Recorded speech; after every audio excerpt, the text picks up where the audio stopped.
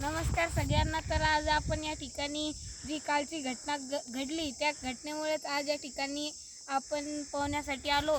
तर मित्रांनो, आज कमीत कमी सर्व पुरुषांना पोहता येते, परंतु महिलांना पोहता येत नाही। काल जी घटना घडली त्या ठिकाणी ती महिला व तिचं जे बाळ होतं ते दृश्य पाहून भले भले लोक चकित राहिले।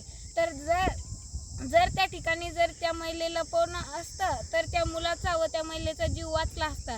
तर माझं एवढंच या व्हिडिओतून तुम्हाला सांगणं आहे की आपल्या घरामध्ये लहान मुलांना तर तुम्ही पोहणं शिकवाच, त्यासोबतच आपल्या घरातील महिला व मुलींना तुम्ही पोहणं आवर्जून शिकवा। या ठिकाणी मी या व्हिडिओतून आणि तसेच उन्हाळ्याच्या सुट्ट्या या ठिकाणी चालू आहेत। तर उन्हाळ्याच्या सुट्ट्यात तुम्ही खूप आनंद घ्या, माझ्यासारख्याच या ठिकाणी पोहायला या आणि रस खा, आंब्याचा आनंद घ्या। आणि शेवटी एवढंच म्हणतो की दिवसातून कमीत कमी 1 तास तरी अभ्यास करा व मी या ठिकाणी थांबतो। धन्यवाद।